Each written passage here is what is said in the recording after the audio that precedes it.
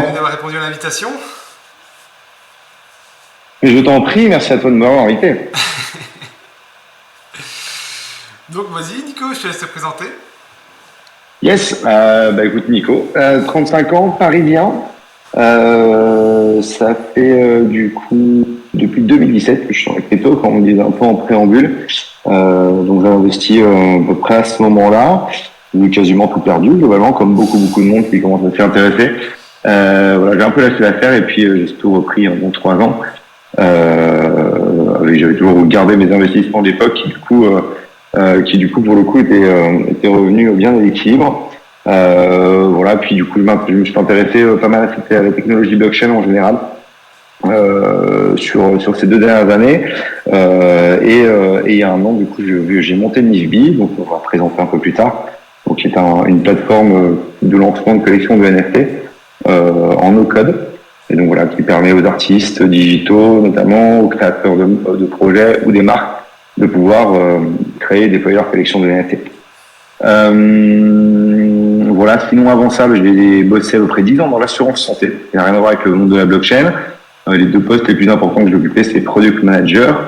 Donc pour ceux qui ne connaissent pas, c'est globalement, on a un applicatif, donc qui soit web ou une app mobile, avec des développeurs d'un côté, des besoins métiers de l'autre, et le Product Manager fait l'interface entre les deux et faire en sorte de respecter le coût de développement, le délai, évidemment la rentabilité de l'application.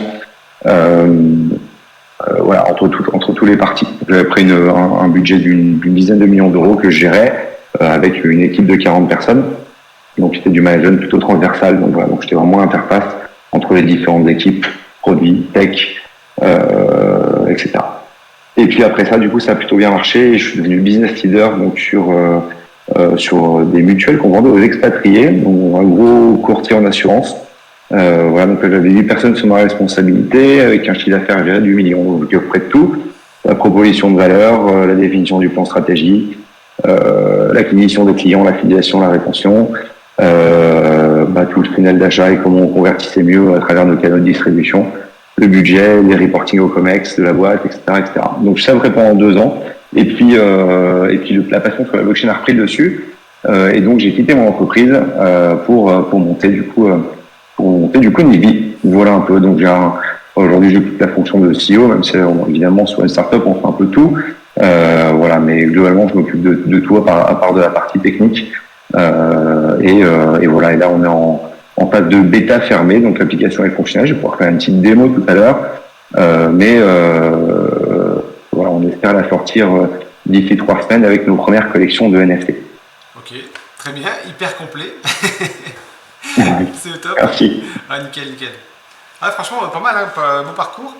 Surtout qu'en fait, c'est marrant d'avoir, un boulot aussi, un bon boulot et de lâcher ça pour le Web3 en fait. Donc, c'est top de constater ça en fait, tu vois. Ouais, exactement. Écoute, je me suis dit que c'est l'occasion. J'ai pas encore d'enfant typiquement, donc c'est l'occasion jamais de le faire. Voilà, donc j'ai pris mon courage à 2 mains et je me suis lancé là-dedans. Donc après, c'est une plateforme qui est assez longue à mettre en place. C'est vraiment qu'on la développe, enfin, qui est en développement. C'est plutôt long. Hein. Il y a beaucoup de tech derrière, beaucoup de code. Mais bon, je suis ravi de vivre cette expérience-là. Ça me permet aussi de me faire un réseau en Web3, typiquement te rencontrer aussi. Donc c'est hyper enrichissant. Voilà, donc le conseil que je donne à tout le monde, c'est évidemment si vous avez l'occasion de le faire, faites-le. Il y a plein de moyens d'être entrepreneur, notamment et notamment dans le Web3. On voit beaucoup aujourd'hui de copywriters, de ghostwriters, de community builders comme toi qui le font sur la partie communautaire. Et donc l'écosystème français est quand même globalement riche là-dedans et plutôt soutenu, on va dire par la France, même si c'est toujours compliqué d'entreprendre en France, il y a beaucoup de French bashing, mais je trouve qu'on est quand même pas mal lotis. Voilà. Là, c'est vrai, tout à fait, ouais. Salut Sangoku. Et ok. Aïe. Bon, salut Sangoku. Ok, ça marche. Du coup, je mets de les coms. Voilà, dernier truc que j'ai pas précisé du coup, et la mission de notre boîte, c'est vraiment essayer de démocratiser un maximum l'accès aux NFT. Oui. Voilà, bon, j'ai préparé un petit deck que je t'ai envoyé, on va pouvoir le passer ensemble, on pourra le mettre à dispo de la commune de Crypto Basics. Voilà, donc l'idée c'est vraiment de démocratiser cet accès. Aujourd'hui, les NFT restent qu'un outil, voilà, via la blockchain, mais qui donne accès à plein de choses derrière. Voilà, c'est pas une finalité en soi. C'est ce que voilà, beaucoup de NFT bashing en ce moment, notamment le marché va pas très bien, et voilà, les gens ont une vraie méfiance par rapport à ce terme-là. Voilà, ce qu'il faut savoir, c'est qu'il y a beaucoup plus de valeur à apporter derrière juste uniquement ce terme, et c'est ce qu'il faut essayer de continuer à essayer d'éduquer. Voilà, les personnes qui s'y intéressent, leur faire comprendre. Voilà, la blockchain, les cryptos, les NFT, c'est fabuleux, mais ça reste un moyen de faire évoluer la société à partir d'une technologie qui est finalement assez disruptive. Ok. Moi, je trouvais ça vraiment malin en fait. Après, il faut avoir le courage de le faire parce que tu avais le pendant dans les tokens, c'est-à-dire que moi, je connaissais déjà un no-code pour créer son token, tu vois. Mais le NFT, ça se faisait pas, tu vois. Et à chaque fois, comme je t'en avais parlé une fois, il faut demander l'avis d'un dev, tu vois, qui coûte, ça coûte super cher un dev, pour pouvoir faire ta collection NFT. Hors de grandeur, t'as. Attends, je vais couper ça beaucoup. Attends, je vais remuer. Merde, pas muer. Muer, je me suis trompé de bouton. Désolé. Ouais, donc je disais.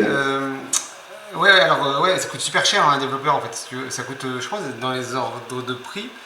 À la limite, bon, on va demander 10K pour 10 000 euros, tu vois, pour faire vraiment on va dire le gros truc avec, mettons, des burns, avec toutes les options, quoi, à full option.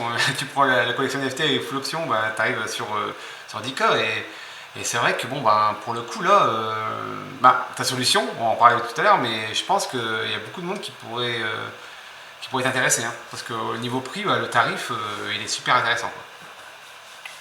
Oui, absolument. Mais c'est vrai que ça coûte très cher un développeur, surtout que ça reste des technologies qui sont finalement assez nouvelles. Voilà, typiquement, en Ethereum, c'est Solidity qui est derrière. Voilà, c'est des technos qui sont pas forcément. Enfin, voilà, il y a très peu la ressource développeur est assez rare sur le marché et qui dit qu'il y a une ressource rare, du coup, évidemment, elle est chère. Voilà, après, il y a des grandes marques qui sortent des collections de NFT, typiquement. La dernière en date, c'est Michelin. Voilà, je vous invite à aller voir. D'ailleurs, ce qu'ils font, c'est pas mal du tout. Ils proposent un ensemble d'avantages par rapport à toutes les différentes marques, enfin pas marques, mais tous les différents produits qu'ils ont chez eux. Évidemment, pas que les deux, mais les GP Explorer, les restaurants Michelin, etc., les 24 heures du Mans. Donc voilà, donc le NFT, encore une fois, permet aux holders d'accéder à des avantages exclusifs. C'est un des principes fondamentaux des NFT, une des utilités, et on pourra en passer certaines en revue. Donc voilà, donc c'est vrai que quand tu as une grosse marque et tu as le budget, il n'y a pas de sujet. Voilà, tu payes un freelance pour le faire, tu payes une agence pour le faire. Mais c'est vrai que pour des plus petits créateurs, c'est compliqué de se permettre un tel budget. Ouais, carrément. D'ailleurs, après on pourra passer sur les petits slides que tu as présentés. Ça te dérange pas? Tu veux que je le mette? Ouais, tu vois. Comme ça. Vas-y, tu peux y aller, je pense que. Ouais, attends, je vais les mains libres pour parler. Yes, on aura un petit support, ouais, ça sera cool.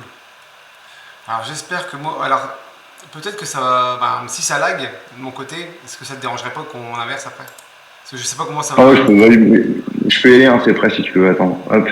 Tu veux le faire? Ouais, je vais le faire. Ok, ça marche. Je la caméra. Hop, live. Ouais, alors attends, demander. Merde, vous voyez, non, pas du tout. Et bienvenue Goudra au passage. Question. Ouais, bienvenue. Hop, ça partage ou pas du tout, non? Ouais, ça partage, ça arrive. Ok. Voilà, doucement, ça va arriver. Donc, je vais peut-être une caméra. Hop. En fait, j'avais jamais expérimenté la fonctionnalité partage sur Discord. Non, il veut pas, hein. C'est vrai? il ne veut pas. Attends, je vais tenter de mon Et côté. c'est vrai que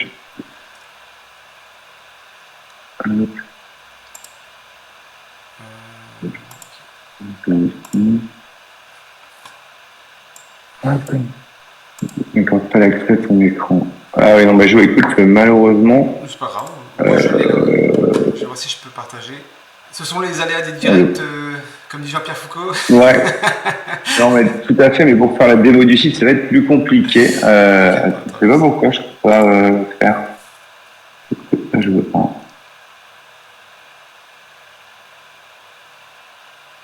Tu veux que je partage pour voir? Ouais, vas-y, essaye, ouais, s'il te plaît.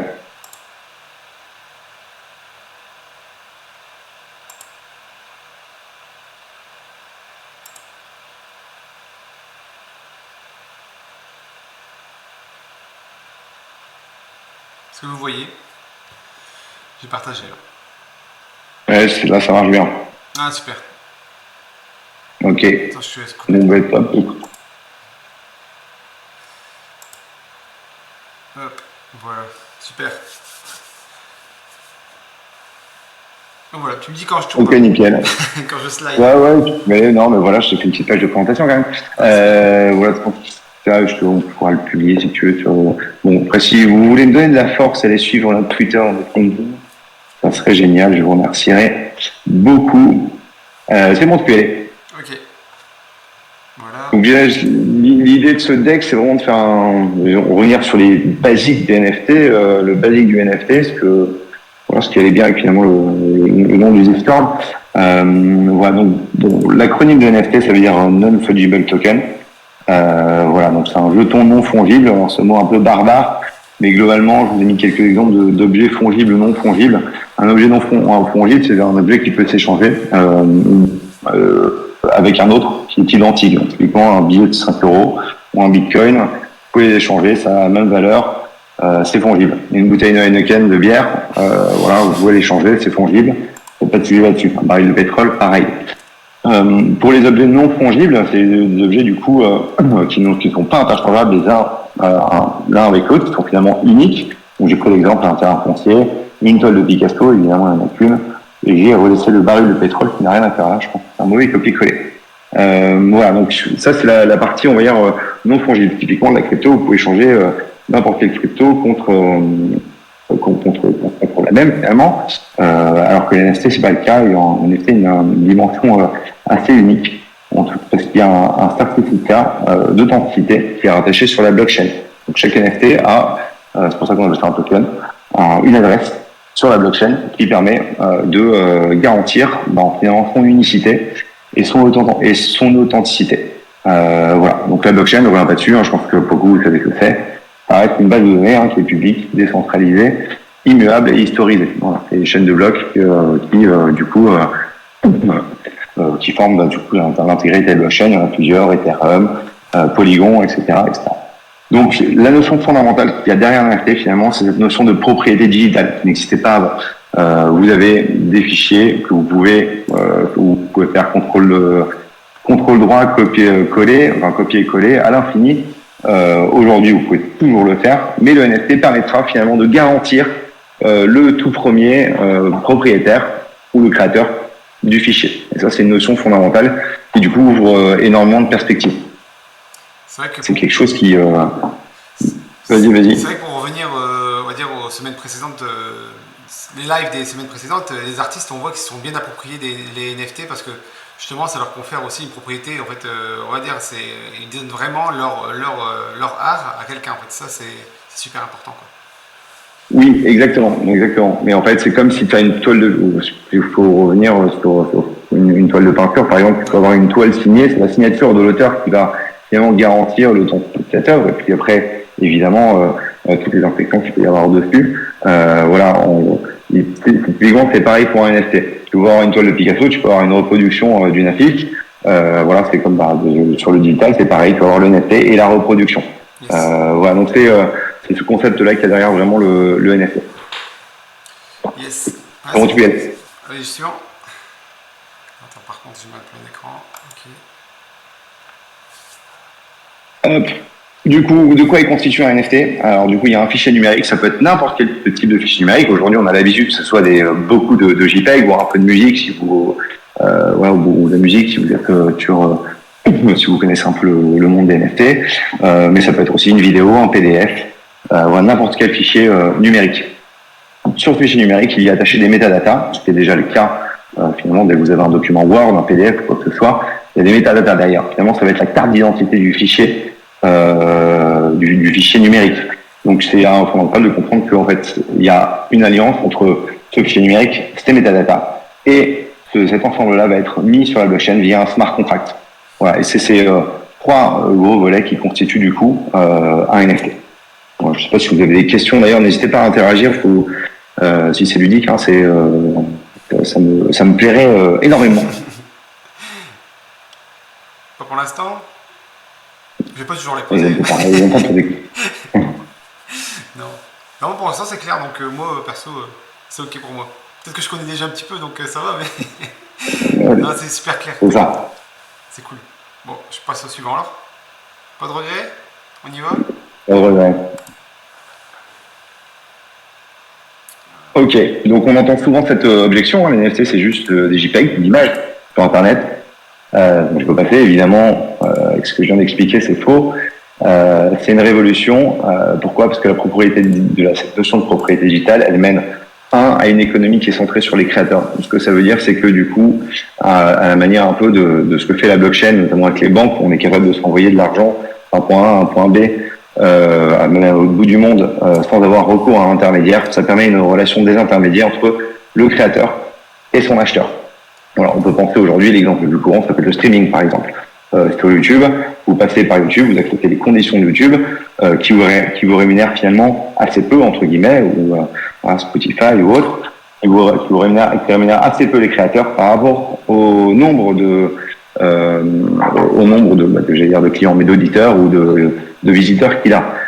Donc en fait, la blockchain agit aujourd'hui et les NFT agissent comme une désintermédiation de ces plateformes-là. Voilà, donc et ça permet évidemment du coup, il y a toujours besoin d'un intermédiaire qui est une sorte de vitrine. Typiquement, vous achetez les NFT sur OpenSea, il faut quand même aller sur OpenSea. Il y a un intermédiaire, mais les coûts sont beaucoup beaucoup plus faibles parce qu'on retire du coup finalement le principal intermédiaire qui avait la gestion de son business. Voilà, donc ça c'est la première chose. La deuxième chose, c'est évidemment l'avènement des communautés. Il y a une relation beaucoup plus directe entre le créateur, qu'il soit de contenu ou un artiste, et sa communauté, ses clients derrière. Voilà. Les NFT agissent finalement comme un catalyseur pour les communautés pour pouvoir interagir directement avec l'artiste, voire même participer à l'élaboration je sais pas, de sa carrière, de sa prochaine collection de fringues par exemple, ou sa prochaine collection artistique. Voilà. Donc ça c'est la deuxième chose, c'est vraiment la réinvention de la relation entre un prestataire, un artiste et un client. Ça fait 15 ans qu'on nous rabâche, que toutes les marques nous rabâchent que le client est remis au centre de son parcours utilisateur, au centre de sa stratégie de marque, etc. Les NFT sont un excellent moyen, et on ne fait pas mieux aujourd'hui, de pouvoir le faire de manière, encore une fois, NFT c'est un outil, hein, ça permet de le faire de manière hyper simple, à moindre coût, et donc voilà, de fidéliser pour sa clientèle, voire de recruter évidemment de nouveaux clients qui s'intéressent par le biais de cette technologie qui peuvent s'intéresser à l'entreprise. Et pour finir, du coup, le fait d'identifier ce propriétaire digital au sein, avec le NFT qu'il a, ça permet à l'entreprise, à l'artiste, au créateur d'un projet, de proposer des services qu'on appelle token gated, ou des expériences d'ailleurs, token gated. Donc on est capable très facilement d'identifier le propriétaire de tel ou tel NFT, et donc on va lui proposer une expérience ou un service personnalisé. On peut penser à, typiquement, des pages web auxquelles il n'aurait pas accès s'il n'a pas le NFT. On pourrait penser à un service de coaching sur mesure, par exemple, individuel, pendant 30 minutes, parce que il a le NFT, on est capable d'identifier les 5-10 personnes qui ont acheté un NFT de ce coach-là, et donc il pourrait service. Vous pourrez très bien imaginer sur le Discord de CryptoBasics d'avoir accès à des channels privilégiés, parce qu'on a le futur NFT CryptoBasics. Donc ça c'est token gated, et aujourd'hui c'est très simple de mettre ça en place du tout pour pouvoir proposer ces services, ces expériences, qu'elles soient d'ailleurs digitales ou dans le monde réel, l'accès à un concert, l'accès à un vernissage, à des backstage de concert ou quoi que ce soit. Voilà, ça c'est vraiment au créateur et voilà, de créer son expérience pour pouvoir la proposer aux holders de ces NFT. Mais tu vois, c'est étonnant parce que là, tu as vraiment cité tous les avantages, mais je pense qu'il n'y a que des avantages avec les NFT. Même le piratage, on peut en parler, mais en fait, tu peux pas te faire pirater ton NFT vu que c'est sur la blockchain, donc c'est quasiment pas impossible, à part si tu fais le nœud avec, avec ton wallet ou quoi, tu vois. Mais c'est bizarre qu'en fait, dans notre société, bon, on dit toujours que le nouveau fait peur, hein, mais tu vois que des avantages, et pour finir, on a du mal à quand même à s'ouvrir, on va dire, nous, la société a du mal à s'ouvrir à ça, quoi. Et ça, je trouve ça vraiment bizarre, quoi. Oui, bah, ça me rappelle quand il y avait les premiers articles sur Internet en 98, t'avais peur de mettre ta CB sur Internet en 98 parce que t'allais te faire pirater ton compte en banque, etc., etc. Donc c'est en effet, faut passer par le stade de maturation de cette technologie et de l'écosystème tout entier. Voilà, si les NFT sont autant écroulés, c'est aussi parce que les gens il y avait une vraie folie autour de ce phénomène-là, mais il y a maintenant 2 ans, où les gens achetaient des NFT des centaines de milliers d'euros, et en fait finalement sur du vent, parce que les porteurs de projets, déjà ont jamais finalisé leur roadmap ou proposé quoi que ce soit.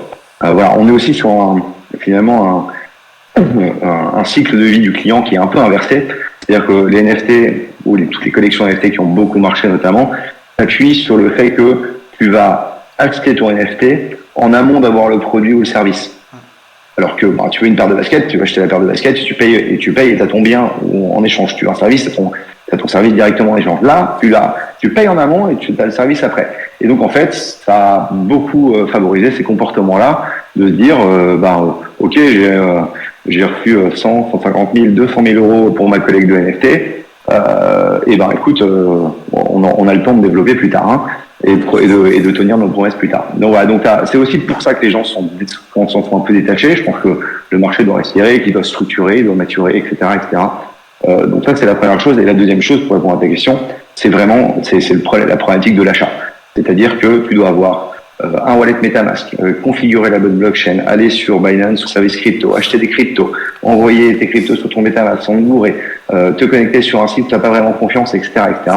Donc, tu as vraiment ce process d'achat-là qui est, où on va dire, en fait, c'est un peu pour les geeks, entre guillemets. Et voilà, et ça, c'est un vrai frein aujourd'hui à la démocratisation du marché. Et demain, c'est un vrai enjeu de savoir comment on fluidifie ce process d'achat pour des gens qui auraient envie d'acheter finalement ce service-là sans même entendre parler de NFT. Hein, tu vois, le NFT, ça reste un moyen. Aujourd'hui, quand tu te rends sur un site internet et que on te dit pas qu'il est codé en React ou en JavaScript ou que sais-je, tu t'en fous quoi. Donc en fait l'utilisation des NFT et de la blockchain passera aussi par le fait de même plus nommer ces choses-là et que ça sera quelque chose de fluide. Tu utilises un iPhone ou un smartphone aujourd'hui qui n'a aucune idée de comment ça marche. Internet, pareil, à part pour les avertis, hein, j'entends bien. Mais voilà, donc je pense que c'est aussi les futurs méta du marché NFT, la démocratisation arrivera avec la résolution de ces problèmes-là. Exact. Non, mais on va pas être de mauvaise foi, c'est vrai, t'as raison. C'est vrai, la première fois que tu t'achètes des tokens sur Binance ou quoi, c'est compliqué, on va dire, on sait pas sur quoi où on met les pieds, hein. Perso, j'ai connu ça, Ouais, complètement. Connu ça, hein. Tout le monde connaît ça, le MetaMask et tout, ouais, c'est compliqué. C'est vrai. Exact. Et surtout, tu te demandes pourquoi tu payes des frais astronomiques, surtout quand tu payes en Ethereum, tu te dis, waouh, 15 dollars pour avoir un NFT, désolé, mais j'hésite un peu, quoi. C'est vrai qu'il y a ça aussi, 15 $ plus le prix des NFT, ouais, tout à fait. C'est vrai. Et encore là, c'est historiquement faible, puisque les gens n'utilisent pas trop la blockchain.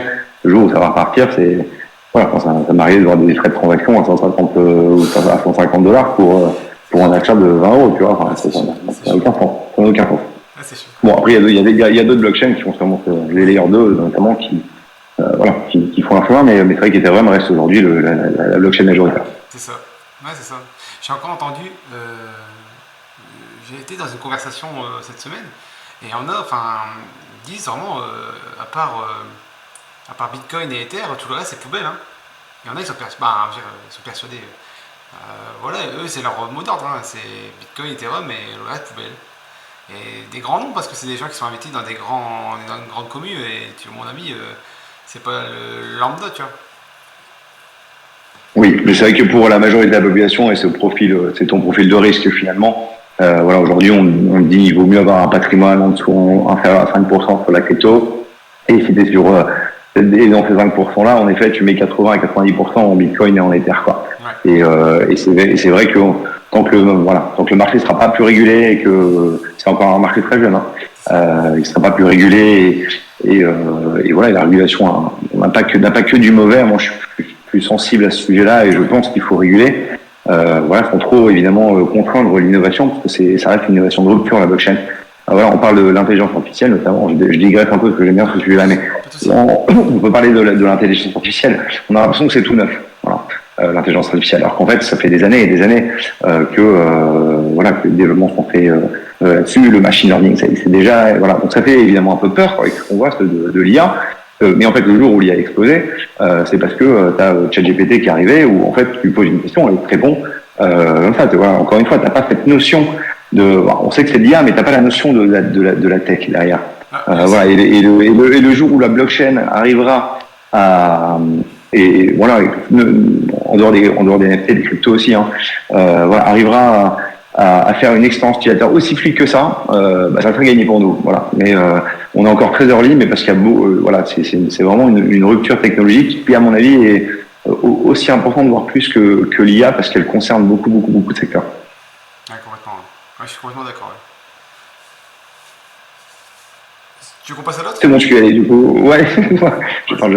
Ok. Non, vas-y, non, c'est bien, au contraire, je préfère les débats, les débats ouverts, ou bien même, tu parles trop que pas assez, parce qu'après, moi, c'est dur, hein. Tu vois, mine de rien. Voilà, je vous ai mis quelques exemples d'utilité qui sont évidemment cumulatifs sur les différents projets. J'en ai parlé un peu avant, donc je vais me répéter sur quelques-unes, mais voilà, déjà, ça permet évidemment de collectionner des œuvres digitales, des œuvres d'art digitales. Voilà, on a le phénomène de l'art physique et le phénomène de l'art digital qui a pris beaucoup de place ces dernières années. Voilà. Ça permet du coup, évidemment, créer des communautés, j'en parlais, une sorte on appelle ça des clubs privés, mais ça peut voilà, c'est club privé, une sorte de carte de fidélité pour les marques, ça se fait beaucoup aussi. Voilà, plutôt que d'avoir 8 cartes différentes dans votre portefeuille, peut-être que demain, en fait, vous aurez 8 cartes sur votre wallet digital pour vous rendre partout. Voilà, ça permet aussi beaucoup de faire du merchandising. Il y a beaucoup de projets qui ont fait ça, où seuls les holders de la collection avaient accès à du merch. Il y a du Adidas a fait ça, Nike a fait ça. Voilà, il y a des grosses marques qui sont lancées là-dedans, notamment du luxe aussi, on passe. Ça supprime les intermédiaires, je vous en parlais. Voilà, je parlais du streaming, je peux aussi parler du ticketing et des tickets de concert. Aujourd'hui, si vous prenez une place à un festival ou un concert, si vous voulez la revendre, il faut passer par soit une plateforme qui n'existe pas, soit la revendre au black. Voilà, donc ça à des prix un peu démentiels. Donc voilà, donc typiquement la technologie NFT est faite pour ça, et ça permet d'authentifier le billet et de pouvoir le revendre facilement si jamais vous avez un imprévu. La valorisation du profil digital, c'est quand même quelque chose qui est important. On parle beaucoup de métaverse. Voilà, les NFT sont un élément clé du métaverse, de pouvoir personnaliser votre profil sur le métaverse. Et évidemment, dans le gaming, on annonce le futur GTA 6, je crois, qui va probablement intégrer les NFT. Je pense qu'ils le diront pas, parce que dans le monde du gaming, justement, c'est voilà, sur les gamers, ça les énerve beaucoup quand on parle de NFT, voilà, parce qu'il y a une dimension pécuniaire qu'ils n'aiment pas, voilà, comme le pay to earn, où voilà, j'achète mon stuff des centaines d'euros, et alors que je serais plus fort que le mec qui a passé déjà 150 heures sur le jeu, voilà. Mais moi j'ai gamé quand j'étais plus jeune, mais sur beaucoup de jeux, si les différents éléments de mon équipement étaient sous forme de NFT, et qu'une fois que j'ai terminé le jeu, et en fait que j'ai envie de les revendre, en fait ça valorise aussi le temps de gaming que j'ai passé. Donc voilà, faut bien l'amener, mais je pense que c'est la révolution NFT dans le gaming va être très importante, et je pense qu'on en parlera du coup la semaine prochaine avec Julien notamment. La DAO, donc ça c'est Decentralized Autonomous Organization, donc ça c'est des organisations décentralisées. En gros, un NFT permet d'avoir un pouvoir de vote de manière un peu d'un actionnaire au sein d'une organisation décentralisée. Voilà, donc du coup, le projet va proposer, va faire des propositions, voilà, qui ont plus ou moins d'impact évidemment sur la stratégie de l'entreprise, et les détenteurs de NFT vont pouvoir du coup aller voter pour la résolution de la proposition, oui, non, etc. Voilà, donc ça c'est un élément assez important, ça se fait beaucoup aussi dans les cryptos. En fonction du nombre de tokens crypto que tu possèdes, tu as davantage de droits de vote évidemment que le mec qui a beaucoup moins de temps. Voilà, on comprend que c'est une évolution un peu de l'organisation, voilà, qui à mon avis a de beaux jours devant elle aussi. Encore une fois, redonner le pouvoir finalement au client final. Et puis la dernière, c'est assez classique aussi, savoir accéder à des revenus passifs. Voilà, les NFT te permettent de rentrer typiquement dans une loterie pour pouvoir gagner sur la crypto, sur d'autres NFT. Et Son Goku nous a quitté, c'est dommage, mais voilà, son projet notamment, c'est peut-être ça. Yes. Voilà, c'est évidemment non exhaustif, on est toujours en train d'en inventer des nouvelles, etc. Mais je vous ai mis globalement le gros panorama des différentes utilités. Voilà, des NFT. Ouais, super intéressant. Ouais, super intéressant. Bah, je voudrais revenir sur c'est vrai que sur les jeux vidéo, les NFT dans les jeux vidéo. Je pense que en fait, pour moi, ça existe déjà les transactions, les microtransactions dans les jeux, voire ils appellent ça microtransactions, mais t'as des trucs à 20 balles quand même. Par contre, je pense que le NFT, ce qui dérange les gamers, c'est le fait que ça soit assumé, tu vois. C'est-à-dire que, oui, ok, on achète des trucs en dehors, tu vois, c'est vraiment l'aspect assumé. C'est-à-dire que, oui, j'achète vraiment le truc, le NFT pour monter en puissance, ou je ne sais pas, n'importe lequel. Et par contre, en ce moment, avec les microtransactions, après, c'est moins direct, en fait. Tu vois, il y a encore l'aspect indirect, tu vois. Je sais pas ce que tu en penses. J'ai pas trop compris ce que tu entends quoi par aspect indirect. C'est-à-dire que, ce que tu. Je sais pas si tu as déjà vu, dans les jeux maintenant, tu as les transactions à l'intérieur du jeu, en fait, si tu veux. Ouais, mais tu as même une monnaie in-game ou ce genre de choses, ouais. Mais qui n'a pas de réelle valeur dans la vie, ouais. Ouais, mais en fait, le fait de payer, je trouve, directement sur le jeu, t'as pas cette histoire de marketplace, tu vois, t'as pas de marché, entre guillemets, hein, t'as pas de marché, quoi. Donc pour moi, c'est pas assumé. Quand il n'y a pas de marché, pour moi, c'est pas assumé, quoi. T'as un marché. Oui, c'est pas assumé. Je pense que les éditeurs de jeux vidéo aussi ont un peu freiné là-dessus, devant la grogne des gamers. Voilà, mais typiquement, je me rappelle World of Warcraft il y a très longtemps. Hein. Tu pouvais revendre ton personnage derrière, mais en effet, ça te faisait, tu revendais ton compte finalement. On n'est pas ton personnage à l'intérieur du jeu. C'était en soum-soum un peu, quoi. Ouais, mais en vrai, c'était de la monnaie du jeu, tout ça, en fait, ça n'a pas vraiment de valeur pécuniaire, quoi. Là, avec des NFT, tu pourras vraiment, en euros, mettons, tu pourras revendre ton perso en euros, et ça, pour moi, c'est là que je dis qu'il y a. Assumer, c'est là, c'est-à-dire, tu peux dire bientôt, tu veux mon perso à quelqu'un d'autre, tu vois. Tu veux mon perso bien sûr. tu vois, là, c'est complètement assumé, même par l'éditeur, tu vois, parce que l'éditeur, lui, il fait que les transactions. En fait, c'est centralisé, hein, là, on est vraiment dans le centralisé. En fait, dans les jeux vidéo, tu as l'éditeur qui revend aux joueurs, mais en fait, dans un sens, tu vois. Avec les NFT, en fait, tu as l'éditeur, tu pourras peut-être, je pense que tu pourras même plus revendre à l'éditeur, c'est qu'en fait, tu vas acheter à l'éditeur, et après, les joueurs entre eux, ils pourront revendre et acheter entre eux. Et ça, je pense que c'est ça qui est problématique au niveau des éditeurs, c'est que, en fait, eux, le niveau monnaie, ils vont se casser un peu la gueule, quoi. Sauf s'ils font, bien sûr, comment on appelle ça, des plus-values sur les ventes, tu vois. Oui, sûrement qu'ils prendront leur part du gâteau, évidemment.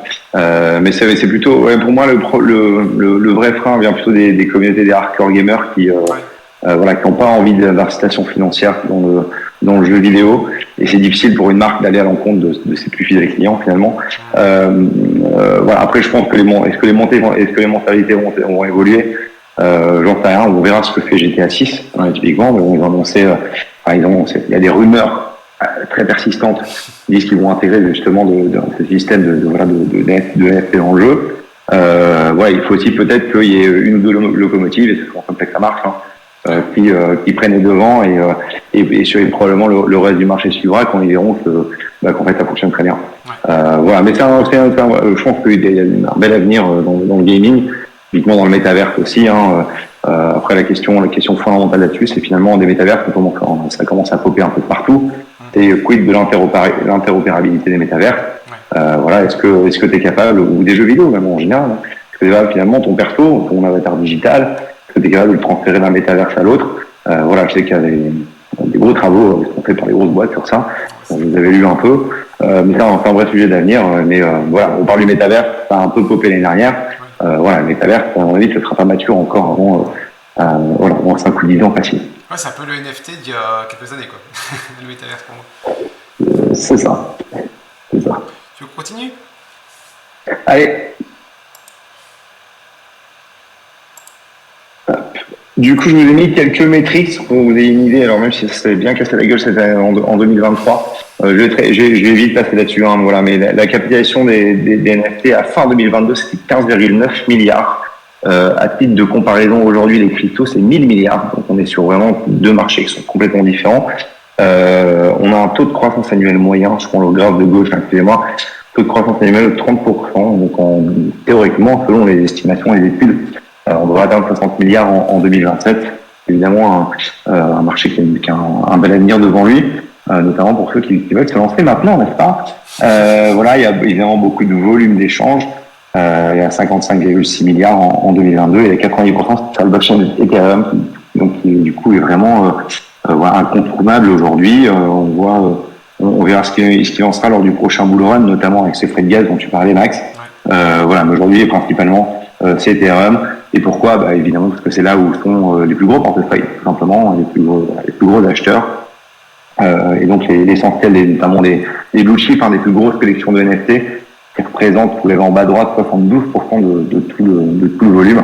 C'est vraiment ça qui avait tiré le marché pour les 2021-2022. S'échangent toutes sur Ether. Et même maintenant, les grosses collections qui étaient notamment sur Solana, une collection qui s'appelle The Gold, qui a eu beaucoup de succès, a quitté Solana pour aller se mettre sur Ether. Donc vraiment, Ether a quand même pas mal d'avantages. Le nombre de wallets actifs, vous voyez qu'on est tous sur chose assez ridicule, hein. C'est 1 200 000 en 2021 et quasiment 3 millions en 2022. Il y a une grosse croissance, mais ça reste que 3 millions de wallets qui ne sont pas forcément des personnes uniques, hein, parce qu'une personne peut avoir plusieurs wallets, donc il y a sûrement un peu moins de gens que ça. Mais voilà, sur 7 milliards d'habitants, on veut plus maintenant, c'est pas beaucoup. Donc c'est encore ça rejoint un problème de vraiment démocratiser ces textes-là. Tes métriques sont super intéressantes parce que c'est vrai qu'on n'a pas l'occasion d'en voir souvent et c'est pas mal de se rappeler les chiffres. J'ai mis un mois avant de trouver, c'est vrai que c'est assez. Alors on se dit la blockchain c'est public, il doit y avoir des données, c'est facile et tout, et en fait c'est pas si facile que ça. Mais voilà, donc j'aime bien au centre ce contexte-là. Je pense qu'il y a des flemmards, il n'y a pas beaucoup de statisticiens dans la blockchain, donc les métriques s'en foutent un peu, ça fait ça. Non mais ouais. On va dire ça. Non, t'as des très beaux outils pour aller chercher les données on-chain, donc sur la blockchain, faire des cumuls, des graphes et tout, c'est simple à faire. Voilà, mais du coup, pour vraiment cibler le marché que tu veux, c'est plus compliqué. On va dire. Je vais revenir sur le commentaire de Goudra. Après, il faut qu'un gros jeu se lance à un moment donné pour lancer le mouvement. Avant, on voyait jamais les achats directement en jeu. Il fallait passer par un site du jeu à part, pardon. Et avec l'arrivée des jeux mobiles et les achats in-game, c'est quelque chose qui s'est énormément démocratisé. Pour les NFT, ça donnera sûrement la même chose avec des grosses licences.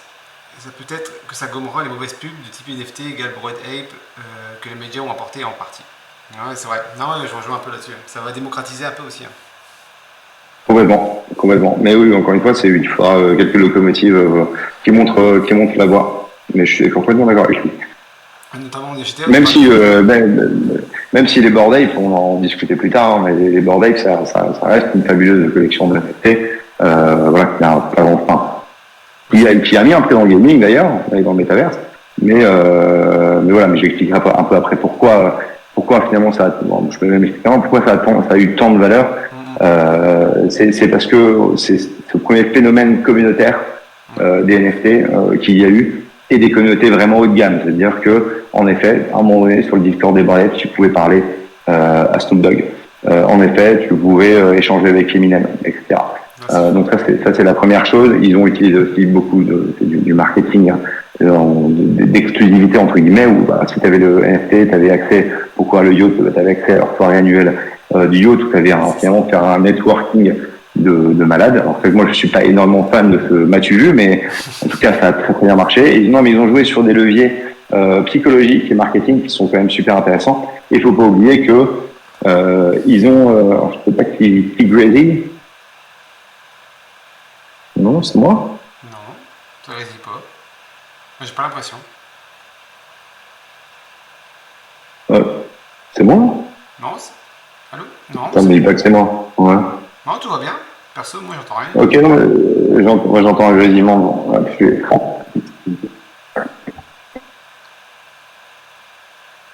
Par contre, Bon, bah, écoute, on t'entend plus là. ah, tu m'entends? Ah là, c'est bon, je t'entends. Ouais. Ouais, en fait, j'ai un gros grésillement. Avec les AirPods. alors, c'est comme ça. Ouais, c'est ça, c'est bizarre. Même sur mon Mac, c'est bizarre.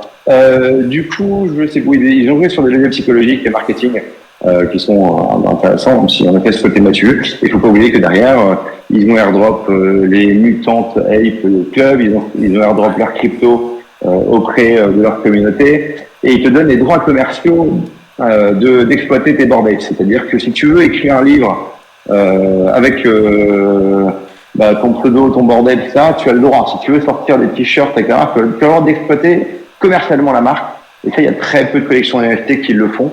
Donc c'est vrai que c'est un peu des précurseurs sur toutes ces choses-là. Et donc, voilà, c'est pour ça aussi que ça a très bien marché, même s'il y a eu des dérives et même si l'image que ça donnait du marché NFT n'est pas forcément la bonne in fine, parce que t'achetais un bored ape 450 000, 200 000 euros. Après, tout a un prix dans ce monde, hein, en vrai. Dans le luxe, pour moi, c'est un produit de luxe, le Bored Ape, tout simplement. Hein. Quand tu vois que c'est des grands noms qui peuvent se l'acheter, c'est tout. Hein. C'est toujours le problème des. C'est peut-être purement français aussi, hein, on est vite jaloux en France.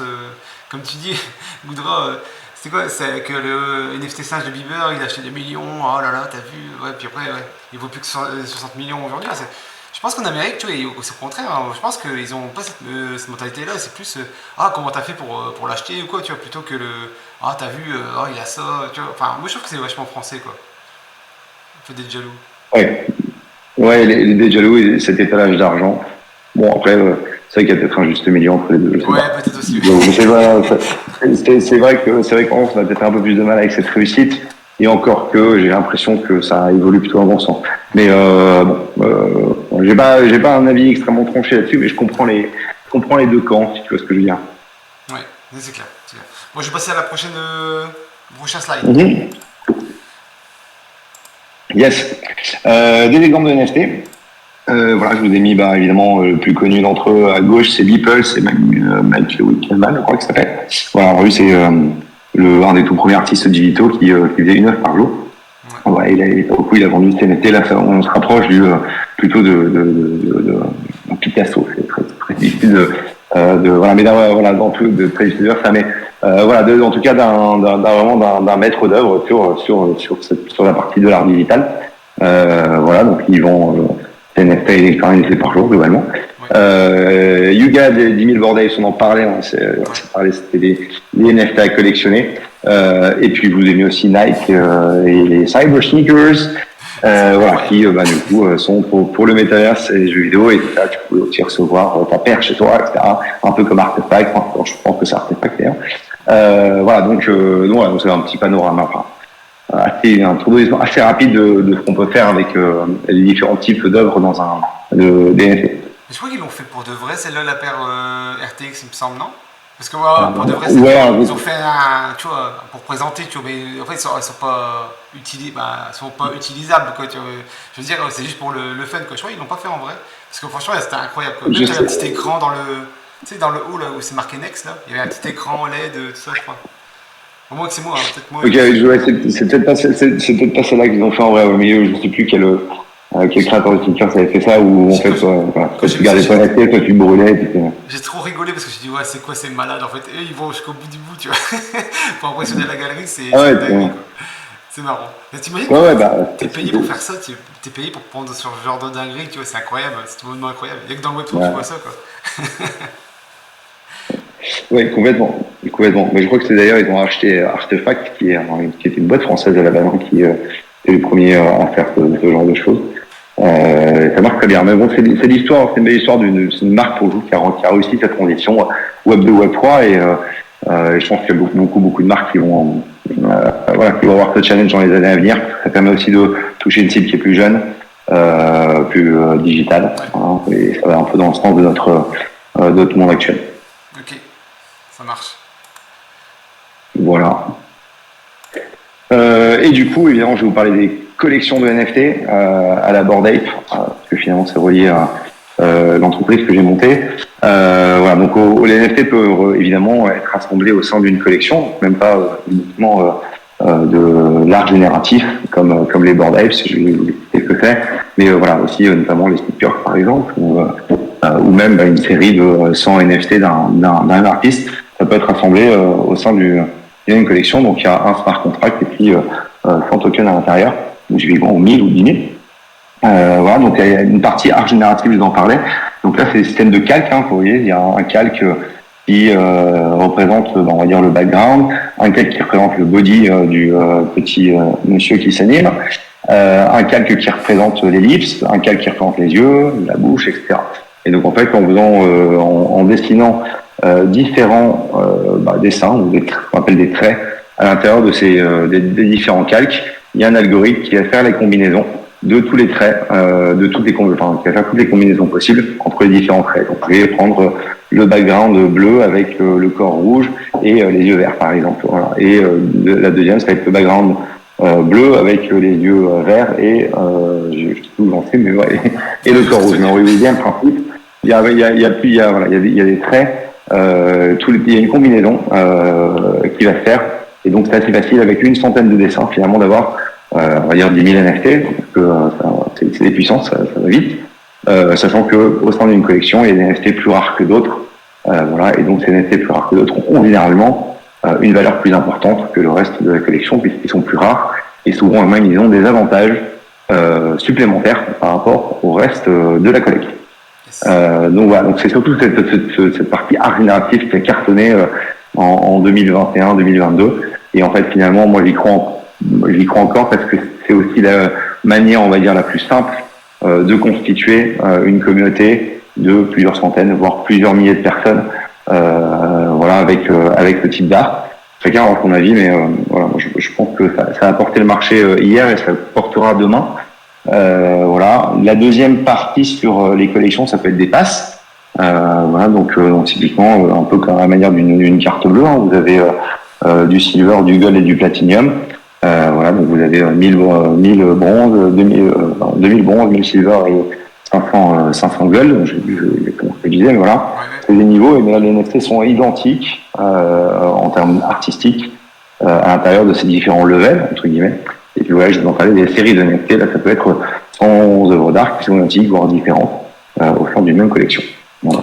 En tout cas, ce qu'il faut retenir, c'est que la collection permet du coup aux créateurs de projets, voilà, aux créateurs, de cibler beaucoup plus facilement les 100 personnes ou les 1000 personnes qui vont acheter ces NFT, puisque comme il y a 15 smart contracts, on va dire, par an, et qui contient les 100 tokens, il suffit de cibler, entre guillemets, ce smart contract-là pour pouvoir proposer des avantages derrière. Voilà. Ok, ça marche. Pas de questions? C'est que pour tout le monde, il y a une interro à la fin. Vous n'endormez pas. Si vous voulez le giveaway, voilà, on va faire une belle interro. Ouais. Je mets la pression, tu vois. Bon, j'essaye du moins parce que je suis pas un grand créateur de pression, tu vois. Enfin, pas pour du live en tout cas. Hop. Ouais, donc là je passe à ma promotion personnelle, Yes, à Donivi. Donc on est une plateforme de lancement de collection de NFT, voilà, gratuite, à utiliser pour les créateurs. Bon, je le dis un peu vite, mais globalement ça comporte 3 produits. La partie générateur d'art, comme je vous l'ai montré avant, donc l'algorithme qui va générer toutes les combinaisons possibles entre les traits. Donc ça c'est vraiment la gestion de la rareté, voilà, et surtout les métadatas du coup associés à tous les NFT. Donc ça c'est un algorithme avec une plateforme qu'on met à disposition où vous rentrez tous vos dessins et les traits et ça génère toutes les combinaisons possibles. Et après vous pouvez fine-tuner la collection, voilà, en allant sélectionner les NFT que vous voulez absolument voir apparaître dans votre collecte, etc., etc. Le deuxième produit, c'est une partie smart contract. Donc là, on permet à l'aide d'un formulaire simple de construire un smart contract sur la blockchain Ethereum et Polygon. Et la dernière partie, c'est un site de minting. Donc c'est-à-dire qu'on vous génère un site à la volée qui permet du coup aux acheteurs d'aller, aux collectionneurs, aux acheteurs d'aller acheter le NFT. Ok. Voilà, je vous ai mis le process de création d'une collection de NFT. Premièrement, c'est l'idéation. Hein. C'est quoi l'utilité de mon projet? Qu'est-ce que je veux en faire? Quel intérêt je vais dégager pour mes acheteurs? Bien vu que uniquement des promesses et du vent, aujourd'hui, ça vendait plus. Donc, il faut penser finalement aux avantages qu'on va fournir à ces utilisateurs. La deuxième partie, c'est je dessine je génère mon art et mes métadatas, je dessine mes traits, leur rareté, etc. Et je génère les images définitives de la collection ainsi que les métadatas. Le smart contract, évidemment, troisième étape, le code, et j'associe du coup à l'intérieur du smart contract, il va y avoir les différentes images, des liens, parce que les images sont stockées sur Internet, voilà. Il va y avoir le lien vers l'image et les métadatas associés. Voilà. Et enfin le process de minting, donc ça le minting c'est la traduction française c'est frapper, c'est à partir de ce moment-là que le NFT va se mettre sur la blockchain. Donc du coup j'ai un site internet, j'ai un bouton minter, l'acheteur mint le NFT devient vraiment un NFT entre guillemets, et il va dans mon wallet. Voilà. Ouais, c'est top ça. C'est top. On a vraiment l'impression d'avoir le tout en un, quoi. Le process tout en un, quoi. Ouais, mais en tout cas ça passe par là, et après évidemment t'as le process, et après après que t'as lancé ta collection de NFT, il faut évidemment t'as souvent un Discord animé, du marketing pour te faire connaître, etc. Ça pour le coup nous on le gère pas, de manière pas, en tout cas pas encore, mais voilà, en tout cas c'est franchement ton idée au lancement de ta collection, on t'accompagne sur toutes les solutions on va dire techniques, et moi avec plus un rôle de consulting en amont pour te faire réfléchir sur ton projet, et évidemment te proposer les meilleures solutions. Top, top. Toujours pas de questions? Allez, suivant. Du coup, je vous résume ce qu'on fait. Tout à fait bon, j'ai suffisamment répété, mais démocratiser l'accès aux NFT et permettre à n'importe qui donc de les créer et les vendre. On propose donc du coup notre application, qui est plutôt applicatif, c'est un site web en face, voilà, qui permet de faire tout ça sans limite de code à écrire. On a notre cible, c'est, je l'ai déjà dit, mais les créateurs de collections de NFT, qui peuvent être des artistes digitaux, voilà, notamment Web 2, qui peuvent notamment avoir aucune connaissance sur le Web 3, et on les accompagne, des entreprises ou alors des créateurs de projets carrément qui montent une petite équipe pour lancer leur projet. La différenciation, voilà, c'est une info alpha que je vous donne. Du coup, c'est qu'on sera la première plateforme de collaboration, mais de lancement de NFT, mais qui sera collaborative. C'est-à-dire que vous pouvez à la fois inviter évidemment des membres de votre équipe pour pouvoir builder la collection sur la plateforme, mais vous pouvez aussi inviter des membres de votre communauté. Donc que ce soit voilà, souvent les early believers, voilà, c'est les premiers qui se sont intéressés à votre collection, à votre projet, et donc vous pouvez les récompenser du coup en vous en participez à l'élaboration de vos collections, et notamment sur la partie artistique où on va pouvoir aller faire des reviews, des commentaires sur les traits de votre collection ou les artworks définitifs de la collection. Ouais, c'est incroyable. Pour s'investir encore plus, il n'y a rien de tel, quoi. Je veux dire, tu donnes ça à quelqu'un qui a un peu moyen, dans le sens où il vient une fois de temps en temps, tu lui dis allez, viens avec nous créer la collection. Je te jure, ça le rend fan, hein, en fait, mine de rien. C'est le but, voilà, on est en train donc on a mis en place techniquement un système de rôle sur notre site. Voilà, donc aujourd'hui t'en as 4, hein, t'as le créateur du projet, le super admin, tu as un membre, le membre de l'équipe, les ambassadeurs, donc là qui sont les premiers membres de la communauté, mais qui ont davantage de pouvoir que le dernier rôle qui est la partie juste communauté. Voilà, l'idée c'est de faire interagir. T'as envie d'être en équipe et de faire ton truc dans ton coin, tu peux.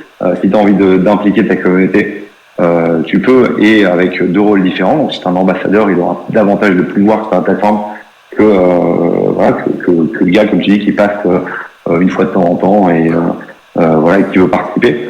Et l'idée fondamentale derrière, c'est évidemment tu peux aussi mettre ta collection en public sur la plateforme, et donc en fait n'importe qui pourrait venir voir ta collection, mettre des commentaires, etc. Voilà, avec un système de modération, tout ça. Et donc l'idée c'est aussi de créer un écosystème. Le jour où on aura plusieurs collections sur la plateforme, finalement tu peux aller sur Nibi et voir les collections qui sont en cours, voir si on a qui l'artwork il me paraît trop cool là, donc je vais aller voir, j'ai envie de participer. Et donc voilà, donc ça crée un truc un peu gagnant-gagnant entre les différents créateurs et les membres de la communauté. Et en fait, les gens qui sont intéressés par l'NFT, globalement, qui peuvent venir faire le temps. Là, je lis le message de Goudra. C'est surtout que vous tapez sur ce qui est plus important sur les NFT et plus généralement concernant les cryptos. Il faut une communauté pour faire vivre un projet. Complètement d'accord avec toi. Sans communauté, même le meilleur des projets va couler. Bah, ça s'est vu plein de fois, je pense, sur la communauté française des NFT. Hein. Je pense qu'il y a plein de communautés qui se sont cassées la gueule parce que derrière, il n'y avait personne qui suivait. Vraiment top comme principe de collection collaborative. Nickel. Oui, merci Goudra. Merci Goudra. Voilà, donc là, on fait les derniers tests pour vérifier que tout marche bien, histoire que le mec de la communauté puisse pas supprimer ton projet, par exemple. Tu vois. Donc, voilà, donc on fait du QA, de la Quality Assurance. Voilà, on fait pas mal de tests sur la plateforme et ça devrait être prêt d'ici quelques semaines. Et puis voilà, donc du coup, je sais pas si j'ai mis une autre slide derrière ou pas. Oui, il y en a. On est à la 12e. Il y en a, ça n'arrête pas. Encore 3. Ok. Oui, voilà, c'était un descriptif un peu plus élaboré des différents produits qu'on propose. Voilà, moi ça je vous l'ai déjà dit à l'oral, mais la partie générateur d'armes. Voilà. Enfin, ça, voilà, je me répète suffisamment. Notre pricing, du coup, important, gratuit pour les créateurs. Voilà, et comment on se rémunère évidemment, parce qu'on a quand même pas mal de coûts fixes derrière entre les serveurs. On stocke plus d'images chez nous, notamment. Donc on a quelques coûts fixes. On se rémunère en facturant $1 qui sera payé par l'acheteur. Donc l'acheteur au moment du process de mint, de l'achat, va payer le prix du NFT, donc mettons 20 €, plus $1 de frais qui vont nous revenir, plus les frais de gaz, évidemment. Donc voilà, donc quand c'est sur Ethereum, nous, $1, ils vont passer quasiment inapperçus, entre guillemets, parce que, comme je disais, les frais de gaz, c'est 15, $16, quand c'est pas plus. Sur Polygon, ça va se voir un peu plus, parce que ça sera 1,5 natif, un truc comme ça. Voilà. C'est un choix, on va dire, stratégique, entre guillemets, pour commencer, dans le sens où on veut attirer des créateurs pour utiliser notre plateforme. Voilà, le prix payé par l'acheteur, est porté par notre rémunération est portée par les acheteurs. Bon, c'est voilà, $1, c'est pas non plus énorme. Voilà, mais le modèle peut être évolutif. On pourrait mettre, facturer, je sais pas, 1% du mint au créateur et puis 10 centimes à l'acheteur, ou voilà, on peut ajuster ces petits paramètres-là de tarification, mais voilà la solution qu'on a choisie pour commencer. Alors, petite remarque, j'avais demandé pourquoi ne pas adapter ça en fonction de la blockchain utilisée pour le mint. Ah oui, mais c'est la bonne. Ok, ça marche, j'ai pas vu la fin, désolé Gouda. Ok. Non, mais après, voilà, je pense que 1 euro par NFT vendu, je veux dire, les acheteurs, ils vont, s'ils sont fans de la collection, ils vont pas dire allez, je m'arrête parce que c'est $1 en plus, quoi. Enfin, tu vois ce que je veux dire? Oui, tout à fait. Non, mais je pense comme toi. En fait, on prend le parti du créateur pour le moment parce que faut soutenir l'écosystème et ça passe d'abord par les créateurs. Ouais. Surtout avec, je vais faire une petite digression, mais avec, je sais pas si vous entendez parler de ce système de royalties qui disparaissait. Aujourd'hui, un projet avait 2 sources de revenus. Évidemment, son mint initial, voilà, où avec le nombre de NFT vendus multiplié par le prix. Et puis sur le marché secondaire, de OpenSea, etc., où il y avait des royalties. Voilà, aujourd'hui, les principales marketplaces ont abandonné les royalties, Blur et OpenSea. Voilà, je ne sais pas si ça sera viable dans le temps, parce que ça prive aussi les projets d'une source de revenus qui est assez importante et qui permet de builder dans le temps. Voilà.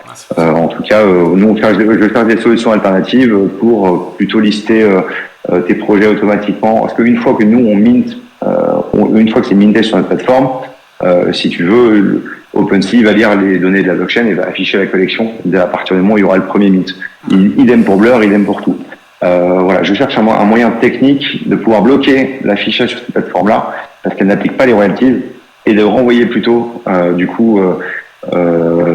sur des plateformes qui appliquent toujours les royalties. Il y en a notamment Magic Eden, qui est la plateforme de Solana, et qui est compatible avec Ethereum et Polygon, applique toujours les royalties. Donc moi, en tant que créateur, une fois que mon projet est lancé, je préférerais bénéficier des royalties, voilà, comme comme dans les cryptos, où à chaque fois que j'achète une crypto, il y a souvent des taxes qui sont associées. Et c'est normal, ça permet aussi de continuer de continuer le projet et de pouvoir continuer tes développements et finalement, in fine, pour rewarder tes holders, hein, évidemment. Donc voilà, donc c'est un vrai sujet aujourd'hui. Et du coup, j'ai vu pourquoi je disais ça, mais voilà, petite digression terminée. Ouais, c'est vrai que c'est des revenus passifs en fait, tout simplement, hein, les royalties. Hein. C'est-à-dire que ton projet, voilà, enfin, t'as un coup de mou avec les royalties, tu peux embrayer sur autre chose, hein. Une autre collection ou voilà, des nouveaux, comment dire, des nouvelles utilités pour une prochaine collection, quoi, par exemple. Et c'est vrai que en supprimant ça, franchement, c'est vraiment une décision pas incompréhensible, mais c'est bizarre. Le changement de politique comme ça, il doit y avoir quelque chose derrière, quoi. C'est un peu, ouais, en fait, historiquement, ce qui s'est passé, c'est que OpenSea avait le monopole du marché, globalement. Et donc, évidemment, avec le volume qu'il y avait, hein, quand tu parles de 55 milliards, etc., eux, ils prennent des fiches sur chacune des transactions secondaires. Donc, ils ont mangé un énorme gâteau. Voilà, et puis, du coup, il y a quelqu'un qui est arrivé, et en 3 mois, ils ont très bien mangé, et en 3 mois, qui a levé des fonds, sorti une nouvelle plateforme qui est beaucoup plus axée trading que vraiment artistique, comme OpenSea qui a quand même l'aspect artistique, mais bon, c'est un choix business, et qui a dit ok, on supprime les royalties, on supprime nos frais, et ouais, c'est comme ça qu'ils ont récupéré une grosse partie du gâteau. Mais du coup, le gâteau a beaucoup rétréci puisque du coup les gens ne créent plus et il n'y a plus de royalties pour les inciter à créer, pour les inciter à continuer à mener leur projet. Voilà, donc finalement le truc s'étouffe. Donc ce qui se passe aujourd'hui, c'est que même les grosses collections, on parle des Bordays, on peut parler d'Azuki, on parle de God, etc. Du coup, vu qu'ils n'ont bientôt plus de royalties, ce qu'ils font, en anticipant, c'est qu'ils diluent leur collection. C'est-à-dire qu'ils vont sortir 10 000 NFT supplémentaires. Mais les raretés que tu avais sur les 10 000 Bordays, tout le monde avait envie d'en avoir un, c'est plus 10 000, c'est maintenant, et je pense qu'ils en ont 25 000, je crois. Un truc comme ça. Donc, évidemment, du coup, la valeur de ton NFT de départ baisse. Et voilà. Donc, c'est le serpent qui se prend la queue. Et c'est pour ça aujourd'hui que le marché des NFT est atone et un peu mort, quoi. Voilà. Donc, je pense que ça va évoluer dans les futurs mois et les années, en tout cas, je l'espère. Mais voilà. En tout cas, je pense que ça va dans le sens un peu de reprise de pouvoir des créateurs et faut qu'ils puissent bouffer aussi parce qu'ils prêtent. Donc voilà, c'est pas tenable dans le temps cette affaire. Voilà. C'est clair. Allez, dernière slide. Je crois dernière. Ah ouais, mais je voulais faire une démo, mais du coup, attends, le problème c'est que je peux pas partager mon écran, donc c'est compliqué. Attends. C'est vrai. Si tu veux, au pire, si tu peux vraiment pas la faire, tu peux me l'envoyer et puis je ferai la vidéo. Allez, je t'envoie le lien. Hop. Mais tu tentes, comme tu veux. Dis-moi. Non, alors attends, je peux essayer un dernier truc, c'est de. Vas-y.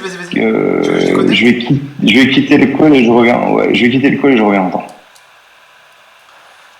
Partez pas. Partez pas tous. On répond à ta question, Goudra. Alors avant ça, du coup, il y a une question de Goudra. Est-ce que vous... Oui. Tu m'entends? Est-ce que vous avez déjà des artistes que vous avez déjà approchés pour travailler avec vous? C'est une question. Écoute, je ferai un petit message sur le recap, sur le Discord, sur le channel d'après. Mais très bonne question. En gros, on a, en fait, il faut qu'on fasse on va faire un POC, un proof of concept de notre plateforme, c'est de vérifier que ça marche bien. Donc on a 2 collections dans le pipe qu'on gère de bout en bout pour le moment. Une où on a vraiment payé un artiste pour nous faire pour nous dessiner les traits. Voilà, et donc c'est notamment un NFT de cette collection que je vais vous faire gagner à ce livre-là. Comment toi tu l'auras, puisque tu participes beaucoup là. La collection n'est pas sortie, mais je t'enverrai un essai quand elle sera sortie. Voilà, donc ça, cette première collection, dont l'utilité, parce que à quoi elle va servir, c'est qu'en fait on va faire un smart contract un peu original qui sera upgradable entre guillemets. Donc ça veut dire qu'on va pouvoir finalement mettre à jour des fonctionnalités sur le smart contract au fur et à mesure de notre développement sur la plateforme. Je te donne un exemple, tu as peut-être entendu parler du staking. Donc le staking, tu peux staker ton NFT pour gagner des points, et plus tu as de points, plus tu peux avoir accès à des services, ce genre de choses. Voilà, le jour, imagine qu'on développe le staking sur notre plateforme, en fait on va pouvoir le rajouter sur le smart contract de notre première collection. Et en fait cette collection va bouger et va évoluer au fur et à mesure qu'on va développer des fonctionnalités sur notre plateforme. Voilà. Donc ça c'est voilà, et je trouve qu'il y aura à peu près, je pense que par contre 6 000 ou 7 000 unités, je sais plus.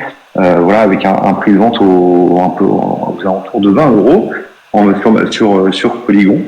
Voilà, et donc ça va être on est en méthode slow mint, donc c'est-à-dire qu'on va ouvrir le mint et puis voilà, si les gens, au fur et à mesure que la notoriété de notre plateforme augmente, on espère en vendre de plus en plus, nous donne un coup de pouce, et ça nous fait rentrer aussi les premiers sous, ce qui nous motivera. Voilà, et pour répondre du coup, vraiment, donc ça c'est un travail de commande qu'on a effectué auprès d'un artiste.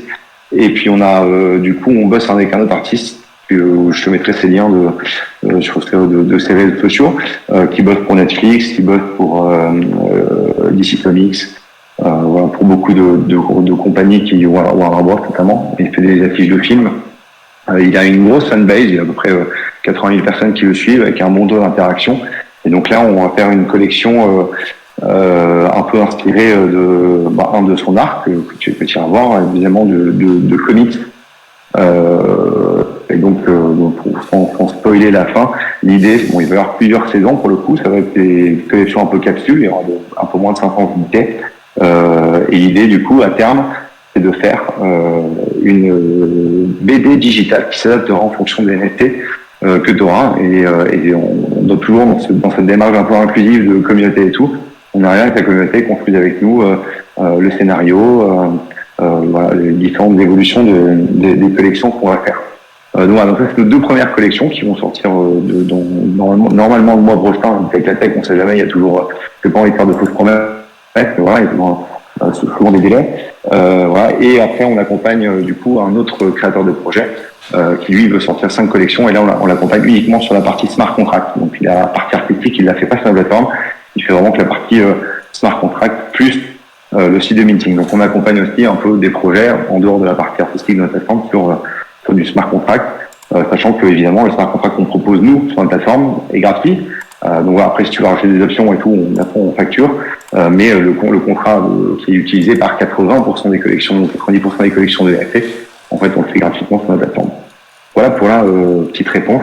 Donc on a à peu près 15 000 NFT de prévus d'ici la fin de l'année. Bon, aujourd'hui, le café galère un peu à trouver justement de nouveaux acteurs qui veulent se lancer sur ces sujets-là.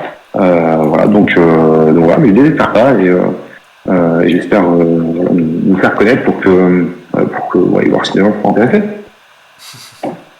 Super Nico. Est-ce qu'il y a j'ai des questions, tout simplement. N'hésitez pas, hein, même,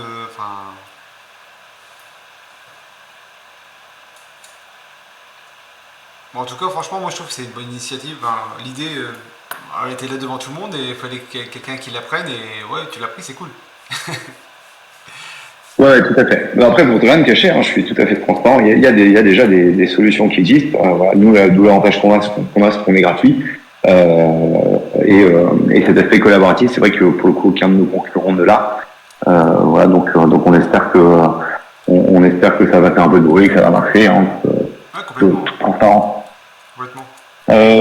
Écoute, faut que je quitte le Discord une seconde pour faire la démo et puis j'arrive. Vas-y. Salut à tous. C'est où qu'on pose les questions dans le chat?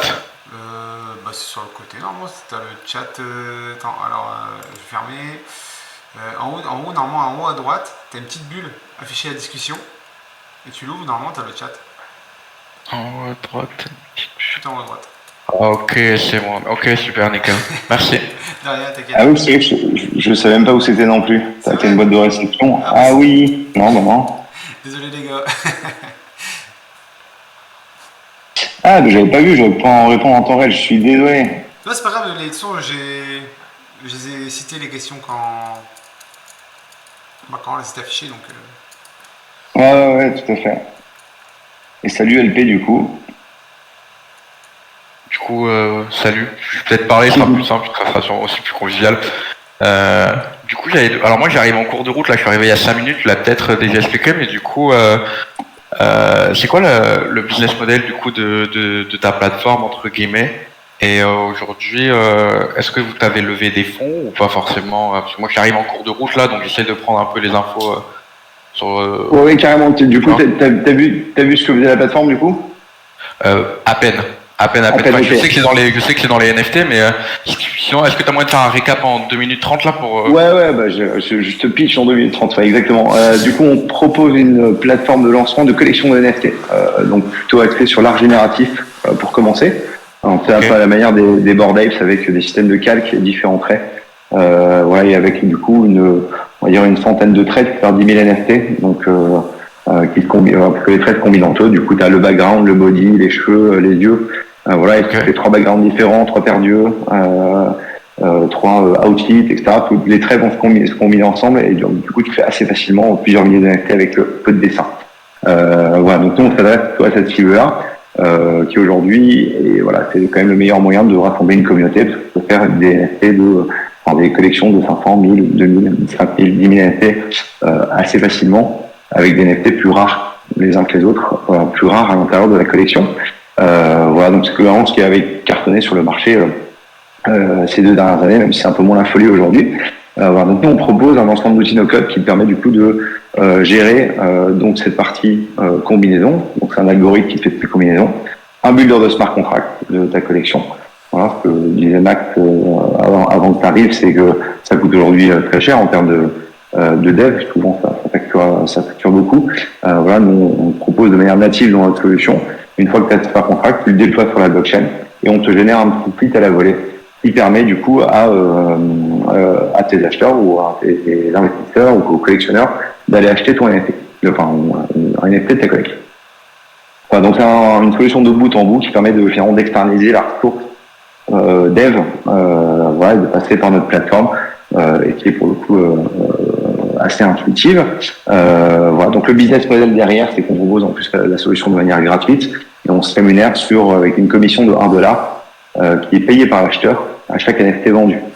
Donc c'est gratuit pour les créateurs et c'est l'acheteur qui aura $1 de fee en plus du prix de vente des NFT, du prix de vente du NFT et des frais de gaz. C'est compatible VM que tu poses sur plusieurs blockchains ou c'est qu'une seule blockchain? Tout à fait, on commence par Ether et Polygon, puis c'est de UVM compatible. Donc les efforts en termes de dev sont pas.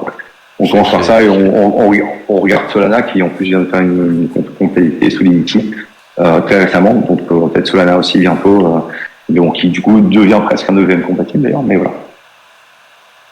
Ok. Et pour la levée de fonds, parce que moi je suis mis sur la deuxième partie de la question. Du coup, en gros, on a pour un peu l'envers du décor, mais on a mis en place une stratégie qu'on appelle de barre métal. Donc c'est-à-dire qu'on supporte, nous de notre côté, on a tout développé en interne pour qu'une collection, quand on la sort, nous coûte pas cher du tout. Donc l'idée c'est de dégager d'abord du chiffre d'affaires, de se bootstrapper entre guillemets, et derrière d'aller chercher des subventions auprès de la BPI, etc. Et une fois qu'on commence à bien tourner, d'aller voir des investisseurs pour lever des fonds, parce qu'on aura un rapport de force qui sera davantage en notre faveur. Voilà, donc aujourd'hui on est très early stage, donc voilà, mais j'ai pas démarché encore de personnes pour lever des fonds, mais voilà un peu la stratégie, on va dire, sur l'année prochaine. Ok, je vois. Moi j'aurais pas d'autres questions, je sais pas si c'est bon de les poser là, je vais peut-être faire la présentation et après je reviendrai peut-être sur d'autres questions par la suite. Ouais, avec plaisir, on peut se prendre une français que je pose. Absolument. Top. Absolument. Cool. Premier français, on est équipe française, un mois à Paris, mon CTO à Marseille et un troisième larron qui est plutôt la partie, on va dire, opération juridique, qui est à côté de Paris aussi. Et on stocke tout chez OVH. Donc là, on essaie d'être 100% français. Bon, évidemment, la blockchain et IPFS, voilà. On est, je le mets pas assez en avant aujourd'hui, mais c'est une question que j'ai souvent quand je m'adresse à la commune française, voilà, ou c'était français. Ok, et vous avez vendu combien c'est pas vous qui les avez vendus, mais combien de NFT ont été vendus du coup sur votre plateforme? Et du coup, elle a été lancée en 2023, c'est ça la plateforme? La plateforme, elle est du coup en bêta privée là, donc on la lance officiellement, à mon avis, d'ici 3 semaines. Donc on va vendre nos NFT normalement d'ici 3 semaines. Ok, donc les vrais premiers résultats, on les aura début janvier, quoi. Ouais, exactement. Ok. Je te laisse continuer et après je te poserai d'autres questions par la suite. Avec plaisir. Normalement, je pense que j'ai réparé mon petit souci de partage. Let's go. Attends. Ah, c'est pas vrai, il veut pas. Hein. C'est fou. Alors, attends. Il ne veut pas. Pourquoi il veut pas? Je regarde si dans les options, il y a quelque chose. Alors, je réessaye une dernière fois. Je quitte, je reviens, je réessaye une dernière fois. Vas-y.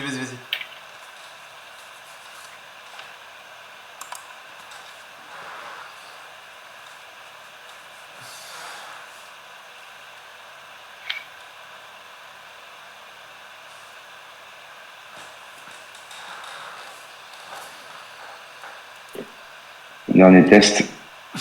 Bon, pire, c'est pas grave, on mettra la présentation à la fin, la vidéo.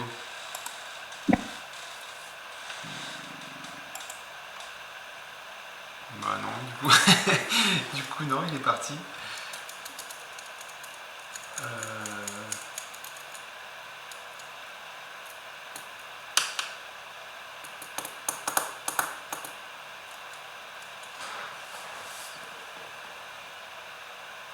Yes, vous m'entendez?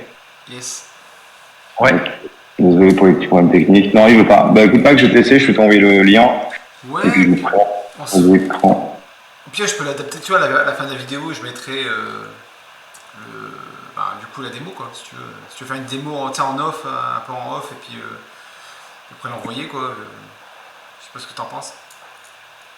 En vrai, ça peut être une bonne idée. Tu vois. Ça peut être une bonne idée. Même moi, en fait, vu que je stocke mes vidéos sur YouTube, je peux même mettre des onglets, tu vois, des chapitres. Et en fait, dans les chapitres, je mettrai, si tu veux, des mots de Nifby, quoi. Ouais, carrément. Bon, en plus, j'ai pas encore fait de vidéo de démo, donc en plus, je m'en servirai pour Voilà. ma com, donc c'est parfait. Nickel, ça. Parfait. Un petit montage utilisé. On travaille intelligemment, c'est bien. Ouais, exactement. C'est quand même très dommage de faire. Un Goodrot avec une question. Et Léo aussi, je pense. Léo, tu avais aussi des questions.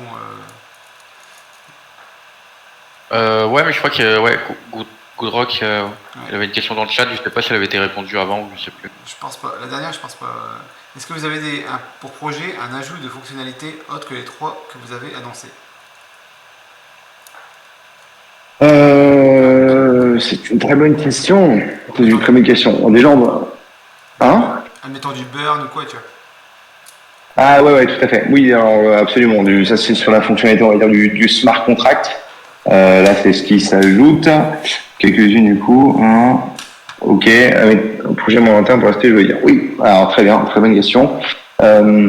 Du coup, en effet, aujourd'hui, on a 3 produits. Donc, en fait, sur chacun des produits, on peut faire pas mal d'améliorations. Donc, évidemment, le nombre de blockchains qu'on prend en charge. Voilà. Aujourd'hui, on fait que beaucoup d'art génératif. La deuxième partie, ça va être faire les fameux membres membership pass dont je vous parlais tout à l'heure. C'est pas le même type de smart contract. Et puis évidemment les séries de NFT. Voilà. Donc déjà, on peut ajouter que sur la partie génération là, on peut étendre un peu voilà ce qu'on propose. Sur la partie smart contract, on va parler de la fonction de burn. Ça, donc on va déjà le faire. Et c'est notre frère que la deuxième collection dont je vous parlais avec sur la partie comique va être du holder burn, donc tu vas devoir burner ton NFT, donc ça on va la développer, ce sera natif. Voilà, mais ça peut être en effet du staking ou voilà, très à la mode en crypto en ce moment, et je pense que les NFT on pas tarder à s'y mettre, ça s'appelle du revenue sharing, c'est-à-dire que tu vas en fonction des revenus que génère un produit ou une boîte, il y a derrière des cryptos, une crypto par exemple, c'est redistribué un peu à la manière de dividendes pour les actionnaires, c'est redistribué aux holders.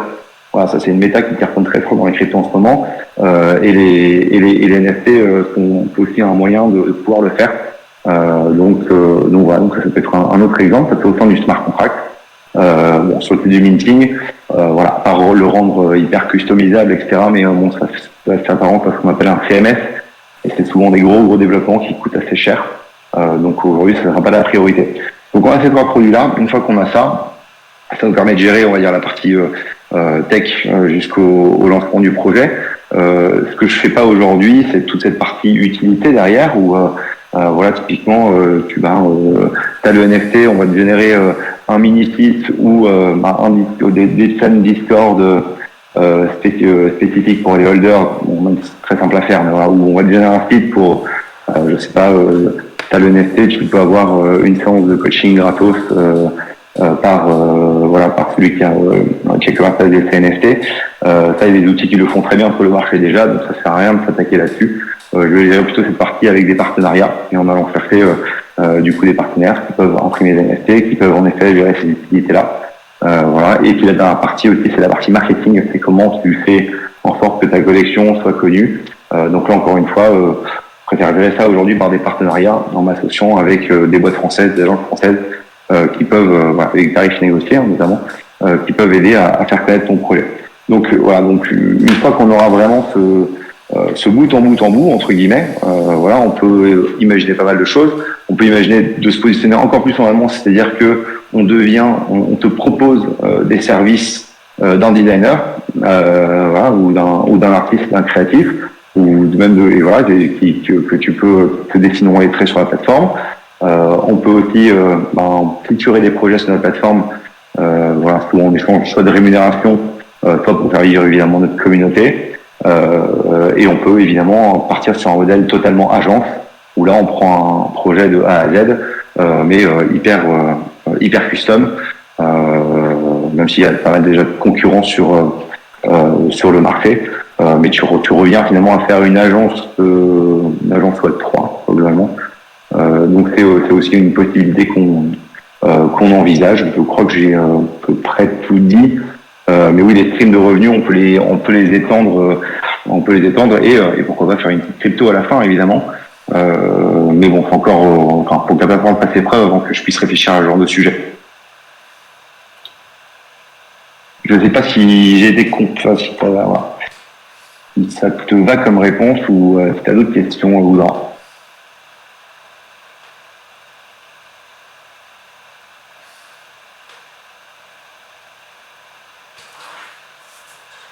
Je pense que ça va préparer. D'accord.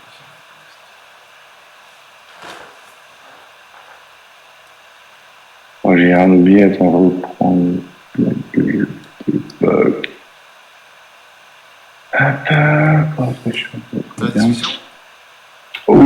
oui, tout à fait. Et attends, du coup, je sais pas s'il a répondu, c'est clair et complet en vrai.